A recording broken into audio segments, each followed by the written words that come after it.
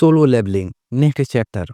तो आगे के इस चैप्टर में हम देखते हैं यूएस के अंदर जहां पर सभी हंटर के रिप्रेजेंटेटिव इकट्ठा हुए हैं और वहां संग जिनू भी आया है।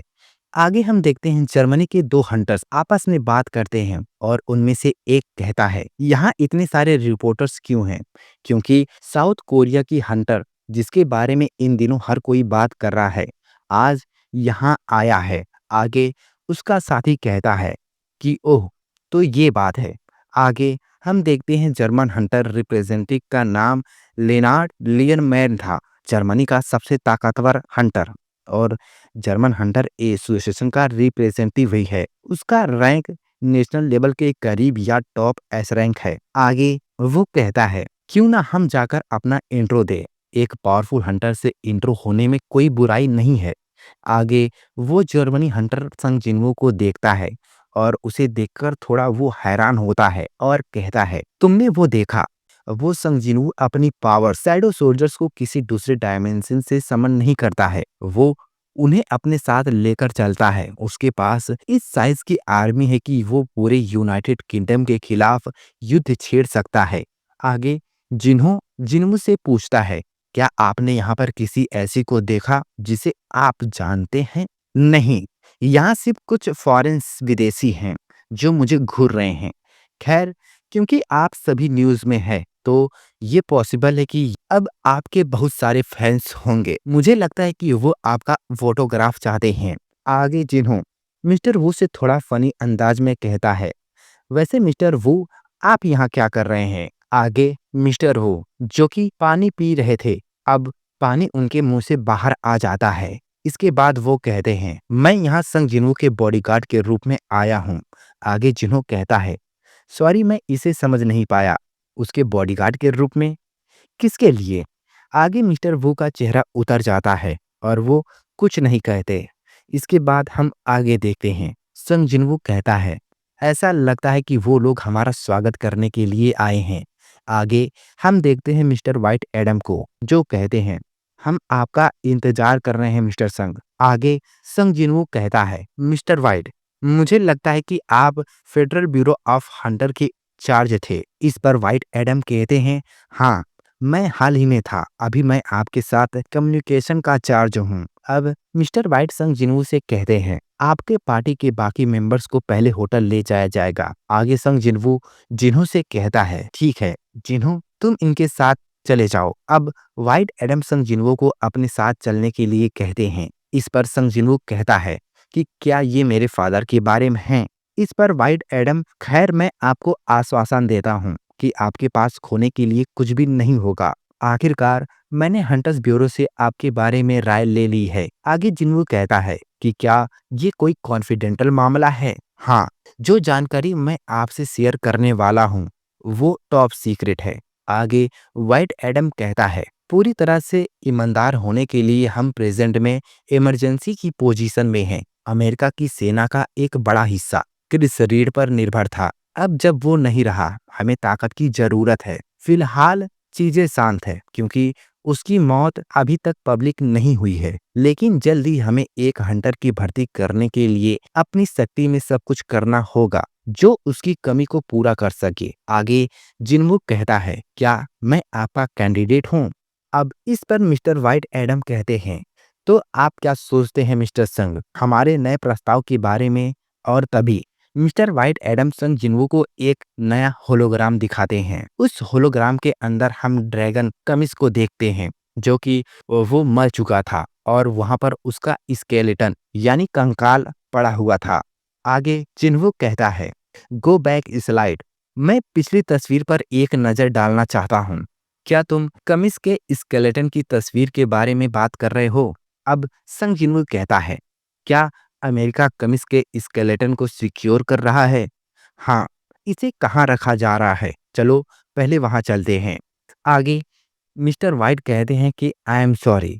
इस पर संग जिन्वो कहता है कि मैं आपके लिए समय निकालकर यहाँ पर आया हूँ तो मुझे नहीं लगता कि ये आपके लिए बहुत ज्यादा है। इस पर मिस्टर वाइट एडम कहते हैं कि मेरे पास कोई आइडिया नहीं है उसकी लाश को कहाँ रखी गई है। मैंने केवल उस इंफॉर्मेशन तक पहुंच की परमिशन दी है जिसे वो मेरे ऑफिसर्स सिक्योर रख रहे हैं, लेकिन मुझे यकीन है कि अगर आप संग जिनवू उनसे रिक्वेस्ट करे तो वो खुशी-खुशी आपकी मदद करेंगे। अब आगे मिस्टर वाइट कहते हैं, क्या आपको यहाँ इंतजार करने में कोई प्रॉब्लम तो नहीं?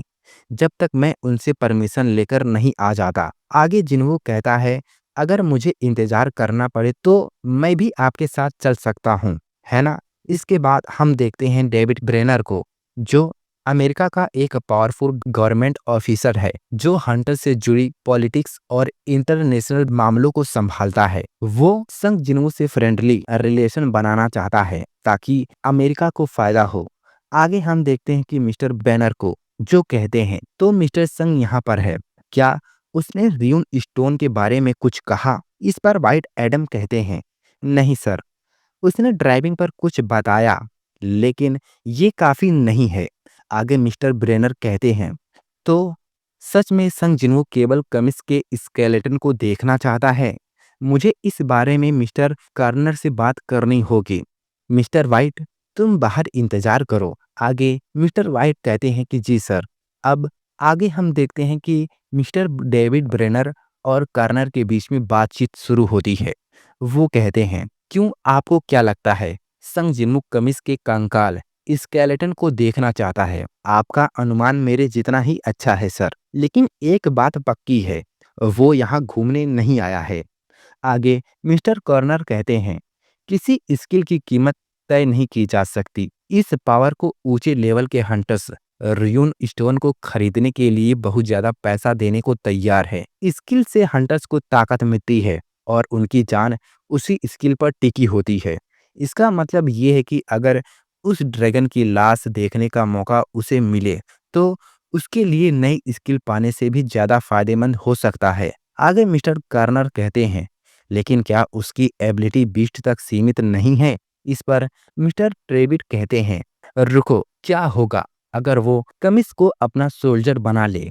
अगर संग जिन्हों कमिस को अपने समन किए गए बीस्ट में से एक में बदलने की सोच रहा है, अगर ये बात सच है तो हमें उसे किसी भी हाल में रोकना होगा।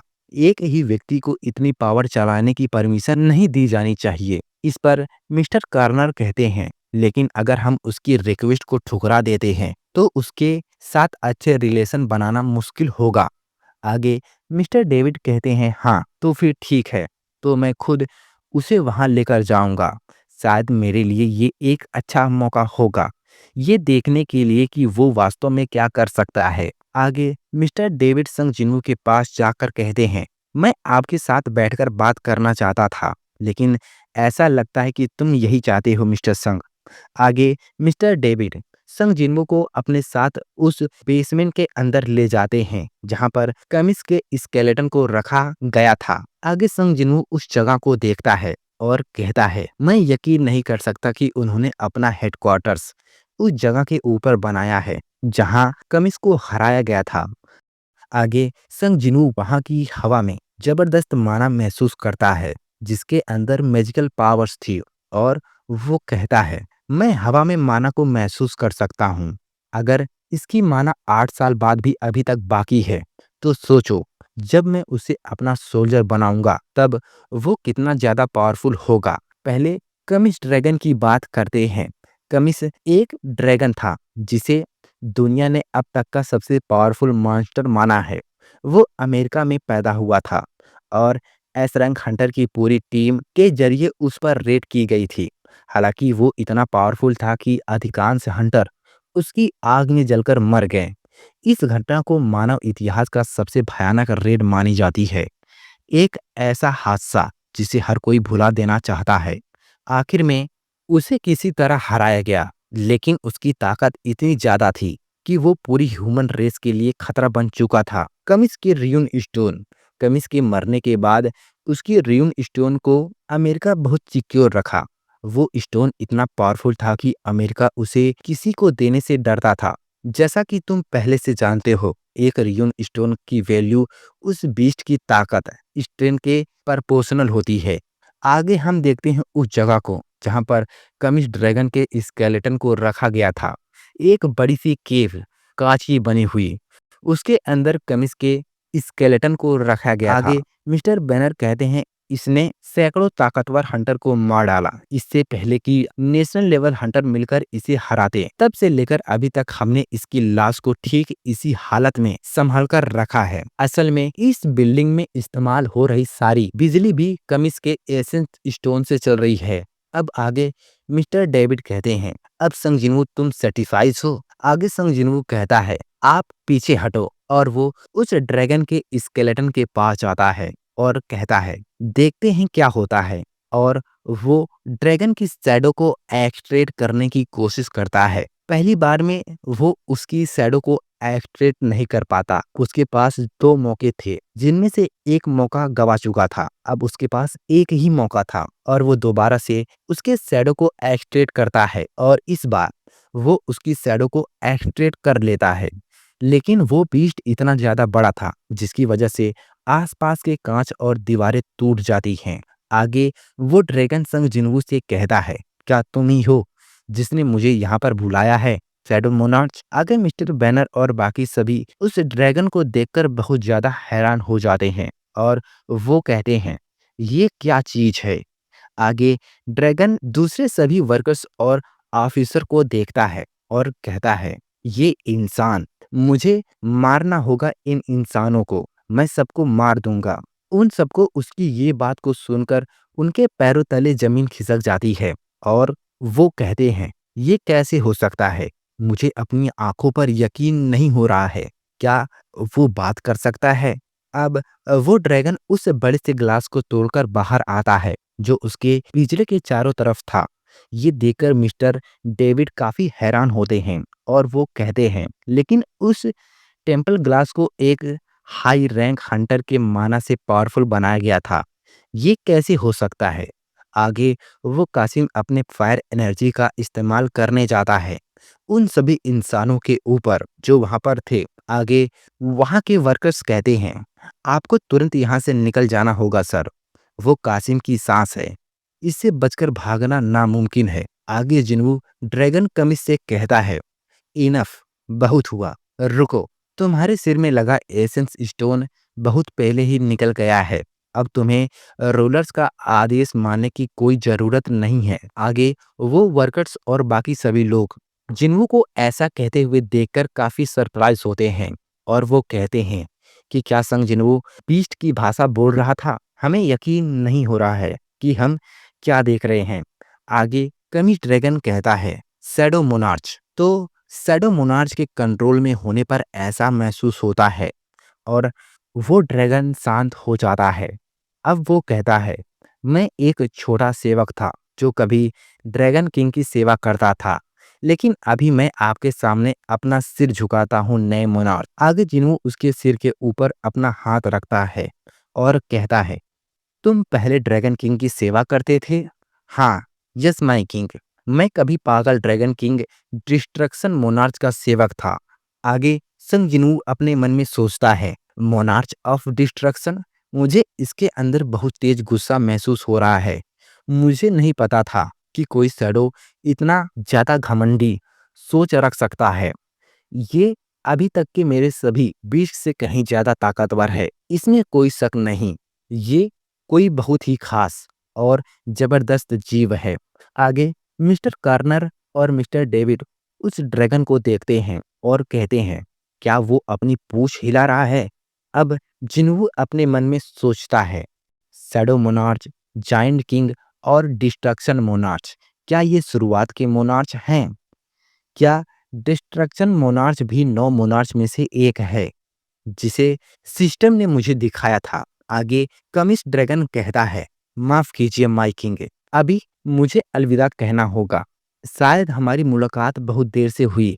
आगे जिन्हो चिल्लाता है और कहता है, रुको, शैडो मोनार्च की ताकत भी 8 साल का समय पार नहीं कर सकती। और वो हैरानी से कहता है, सिस्टम, सिस्टम। आगे वो ड्रैगन कहता है, मैं तुम्हारे दूसरे सोल्जर से चलता हूँ जो हमेशा के लिए तुम्हारी सेवा कर सकते हैं। माय किंग, 4 इंसान ऐसे हैं जिन्होंने रूलर्स की ताकत उधार ली है। प्लीज उनसे सावधान रहिए, चाहे थोड़ा समय के लिए ही सही। लेकिन नए किंग से मिलना मेरे लिए सम्मान की बात रही है। अब आगे हम देखते हैं कि संग जिन्वू का एक्सट्रैक्शन फेल हो जाता है और जिन्वू उस ड्रैगन की शैडो को एक्सट्रेट नहीं कर पाता है। अब आगे संग जिन्वू मिस्टर वाइट एडम से कहता है, मिस्टर वाइट, डायरेक्टर को बता देना कि मुझे अफ़सोस है और इस जगह पर जितना नुकसान हुआ है, मैं उसकी मरम्मत का पूरा खर्च करने की कोशिश करूँगा। आगे मिस्टर वाइट कहते हैं ठीक है। अब जिन्वू वहाँ से बाहर निकलता है और वो काफ़ी गुस्से में होता है और वो दीवार के ऊपर एक जोरदार पंच मारता है, जिसकी वजह से दीवार अंदर पचक जाती है। अब आगे हम देखते हैं हंटर ब्यूरो में, जहाँ पर मिस्टर वू जिन्हों से कहते हैं, मिस्टर संग, तुम मेरा कॉल का जवाब क्यों नहीं दे रहे हो?